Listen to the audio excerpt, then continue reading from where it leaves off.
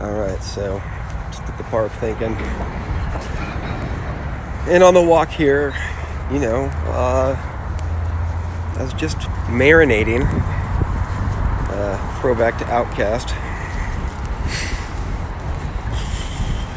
Just the cost of living like I was going to die tomorrow.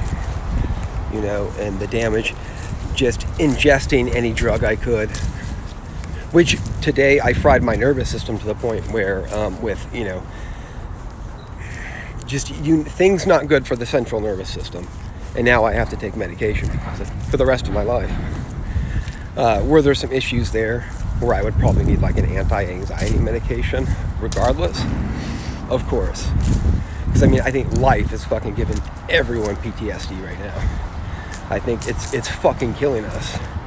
Which is why I say if you truly need something and you're okay that like shit's not necessarily going to get any better, so you need something, I say make sure you find a good strain of kratom. Which, if you're into that, actually look, I have another video promoting the guy who, after 2 years of buying some okay kratom, I finally found like a fantastic strain and source. Very trustworthy guy.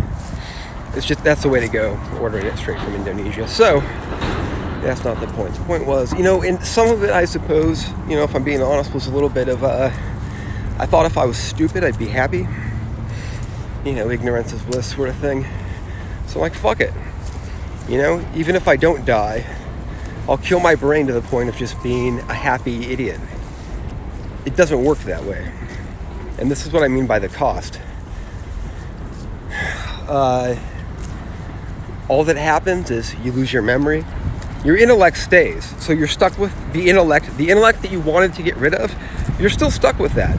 Only now you have gaps. You forget shit. You look like fucking Trump or Joe Biden. Which is how I know those guys. Neither one of them should be fucking president or running for president.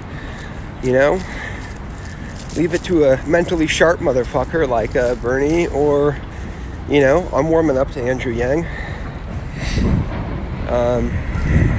I'd say Bernie is the most complete candidate. Andrew Yang's lack of, I didn't like his answer with Israel on foreign policy, not at all. I'm just like, why would we change our relationship with Israel? But holy shit, is he right about UBI?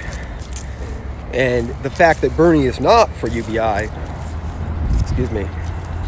I'm actually finding to be very problematic. Because federal jobs, it's right in spirit. Sorry, I got a notification there. That has the potential to be borderline dystopian, especially for people who, like you said, don't aspire to work for the federal government for the rest of their lives. But I do like the idea of everyone having a job, which is why ultimately I would like to see both a jobs guarantee and UBI, so we all have the basics. Why do I keep getting this fucking update? Jesus, sorry people. Granted, I can swear whatever because I will never put a commercial in front of any of it. You hold me to it. Not that I'm going to get many views or anything like that, but say one day I do, I won't put a commercial before it. I hate that shit. And I still, whenever I see like an actor who I respect or somebody doing a commercial, I don't like it. There was a time where like you were seen as a fucking hack if you did that shit. And I don't know. It's not a lot of integrity these days, but well, at the same time, it's easy to be self-righteous too. So that's a trap. We all got to stay humble. Know that we are in this together. And I like how, Yang's, it's automation, not immigration. People are being scapegoated, but that's what oligarchs do. Make you hate other poor people or people struggling more than you, and just fucking place fucking Scrooge McDuck in their money vaults, metaphorically speaking, of course. But who knows? Maybe Trump does take off all his fucking clothes and, just fucking go swimming in his Scrooge McDuckian vault. I won't rule anything out. Fucking 2019, almost 2020. Jesus Christ. Yeah, so take care of your minds, no matter how bad shit gets. I say, what I wish I would have done is just entertain the possibility that I would live past 27 or 30, you know. Because now I'm stuck in a situation I did not plan for. I had, with every fiber of my being, believed that I would be dead by 30 at the latest. And even that, for the sake of argument, if I did stay alive, I would be so crazy it would just be worth sort of taking my own life anyway. But you know, so I mean, because life is tough, and we all, you know, a lot of us need something, so we're kind of getting fried regardless, you know. But there are degrees. Like, I would say, like most people, the majority have some kind of mental illness these days. But you know, I think if we saw something like UBI become a reality, you know, we would see just a sweep of relief and just a breath of air go through to sweep the nation that it does not even seem, it's hard to, well, it's not hard for me to imagine, but, and it's not perfect, it's not a cure, you know, there is no cure.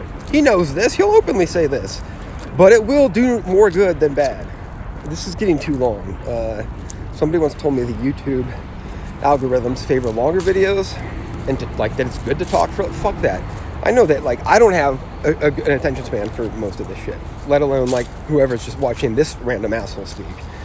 So, anyway, take care of yourselves, and, yeah, entertain the possibility, if you were a bit of a fatalist, that, you know, you might live past 30 and the world might not end the way that you think it might. And if this microphone has been scratching, I apologize.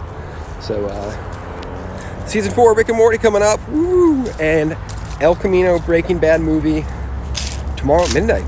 So that's when this was recorded. All right, take care, people, and take care of each other. It's one thing I'll say about some of this. I'll say that for another video. But just for people all about the greater good, it sure to me feels like I'm seeing a lot of contempt for the individual. And I'll leave it at that. Okay, take care. Sorry, it's a weird note to end on. Peace.